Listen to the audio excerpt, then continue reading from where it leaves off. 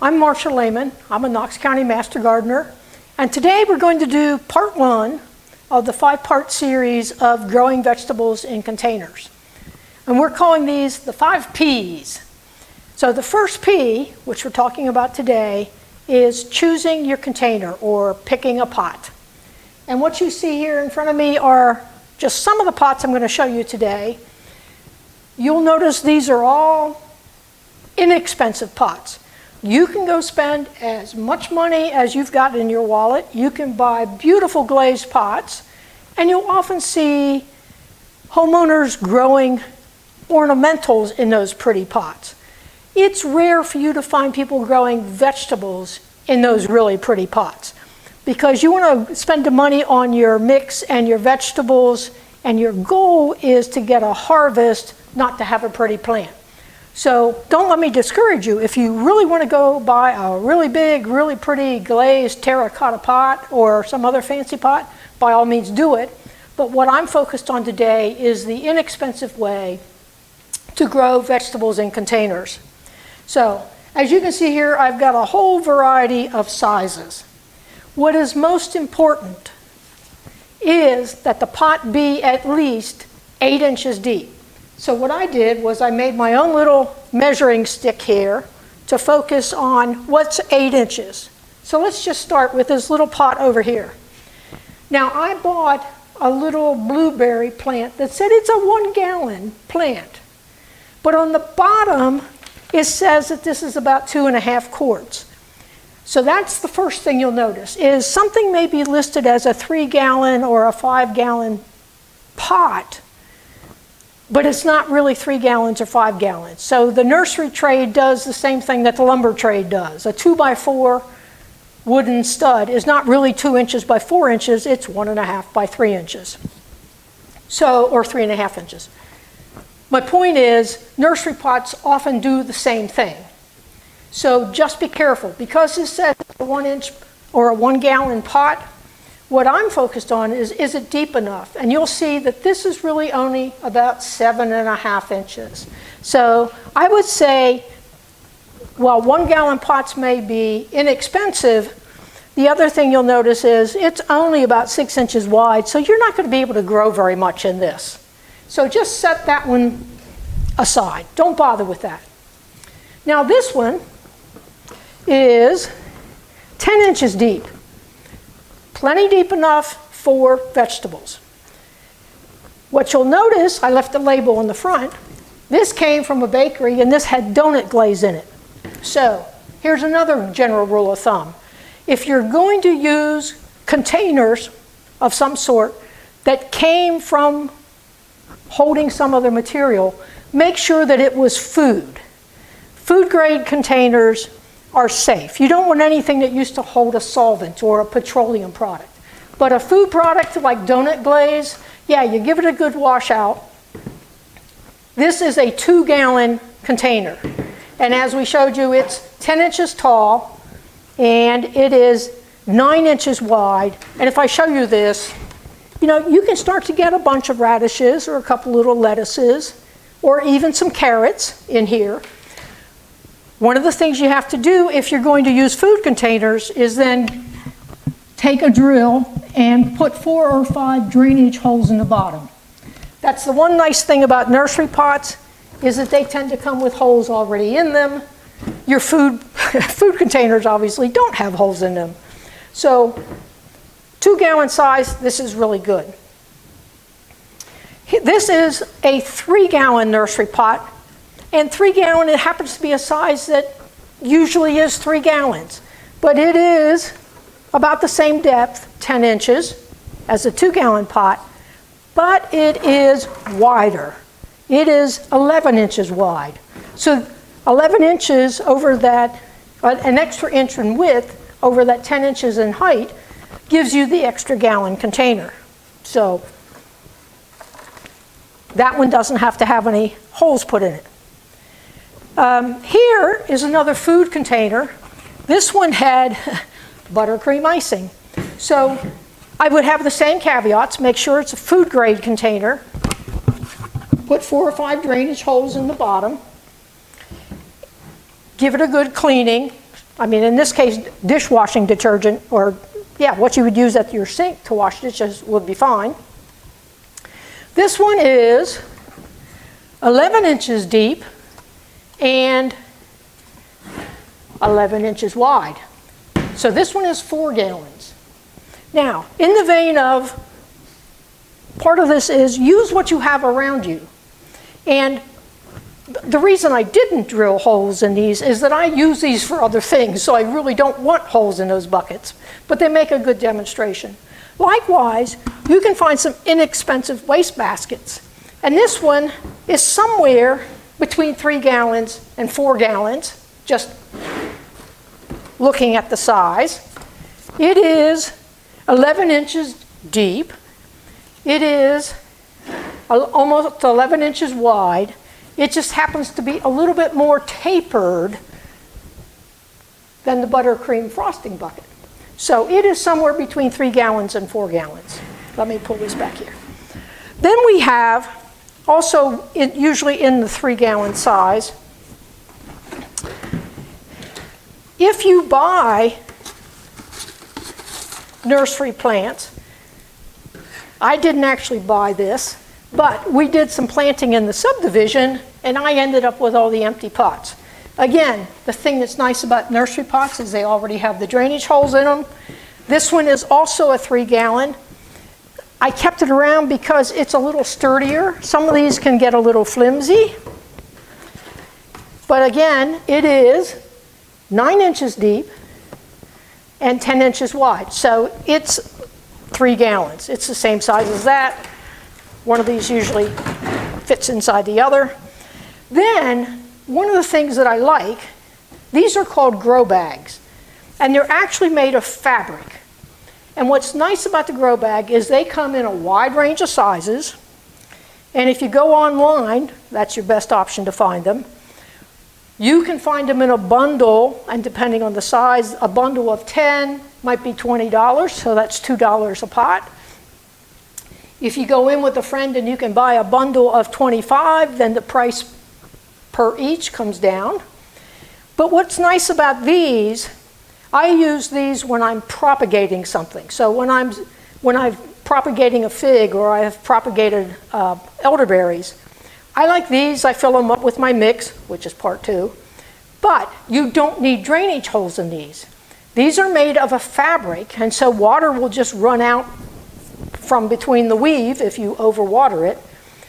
If you're going to buy a grow bag, make sure you get the ones that have the handles. They're only slightly more expensive, but it makes them a whole lot easier to move and carry around. And if you had a really big grow bag, I mean, they make them in 25 and 30 gallon sizes, which one person can't handle. But with the handles on the side, you and a friend can carry that grow bag. But the real reason that I like grow bags is that I'm sure you've all seen a plant that came out of a plastic pot where the roots were all wrapped around, going around in circles because they had nowhere else to go. With a root bag or a grow bag, the roots come to the edge of the fabric around the perimeter, and they encounter air, and they do what is called air pruning, so they stop growing. So if you don't have any plastic containers and you have to go buy something, I would encourage you to look at the grow bags as an option. Okay, so that's a 3 gallon size. And I think I bought that in a 10-pack. This is our 4 gallon, and everybody knows what a 5 gallon bucket looks like. So a 5 gallon bucket is actually more than 14 inches tall. It is 11 inches wide. It's generally got next to no taper. And again, you would want to make sure that it was either a brand new one that you purchased for $2 or $3. You don't have to buy the lid, so that saves you money. But just make sure that you drill some drain holes in the bottom. So these are probably the more common sizes. In the handout that comes along, we talk about what is the minimum size pot that you need, and that's part of the reason I put the 1 gallon pot in the bottom, because 1 gallon is really too small. Starting with 2 gallons gives you a few options on some of your smaller veggies. When you get up to things like peppers and tomatoes, you really want at least a 5-gallon bucket.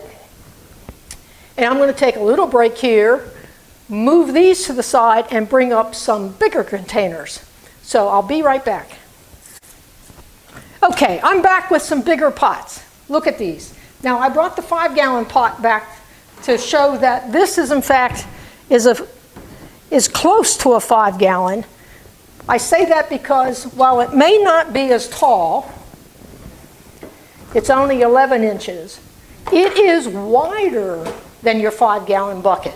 So it is 13 inches wide, whereas your 5-gallon bucket is only 11 inches wide. And that gets you pretty close to 5 gallons. This one probably really is a 5-gallon because it's the same height, but it's even wider. It is 14 inches. So this one, you know, again, nursery stock may call this a 5. This comes from a different manufacturer. This is a 5. This one is probably a 7. And when I looked at the bottom of this one, it was actually labeled 13.7, but in the trade would probably be called a 15-gallon container. Now, as you can see, these are getting really big. We're more than 14 inches tall. This is more than 14 inches wide. When you're doing something this size, once you want to set it where you're going to set it and then fill it with the medium. Similarly with this. So there aren't too many veggies that you would really need this much depth. So rule number 1 is make sure you've got at least 8 inches depth. You don't need a whole lot more than that even for a tomato. What you need is more volume of soil and more fertilizer and the like. So really I would say we're going to set these aside because you don't need anything that big. But for a lot of veggies, let me grab one of the other ones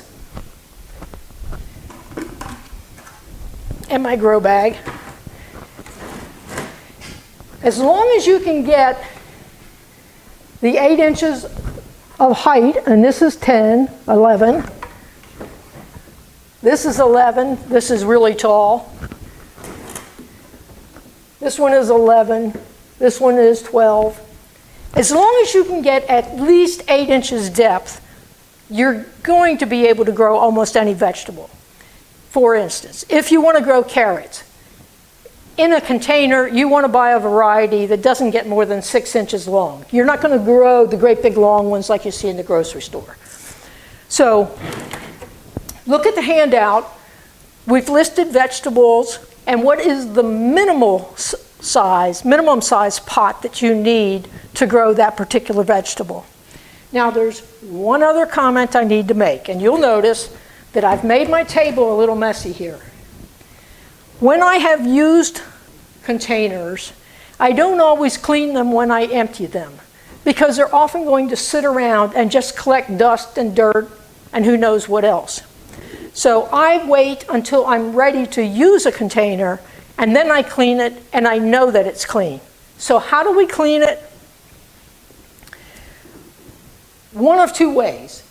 If you don't have very many pots and they're not very big, you could take a 4 or 5 gallon and make a 10% bleach solution.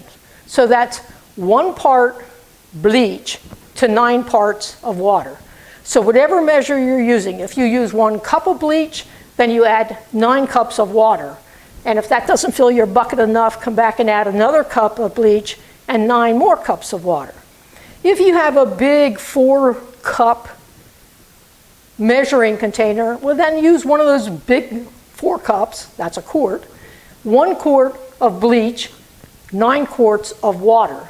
That gives you a total of 10 quarts, that's 2.5 gallons. So it wouldn't fill this bucket and it would only half fill this. But you could then just stick your containers in there, several at a time if they'll fit, or 1 at a time, let them soak for a few minutes,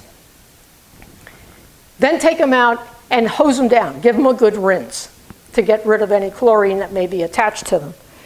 They may still look dirty, but they have been sanitized. The bleach will have killed anything that's in there.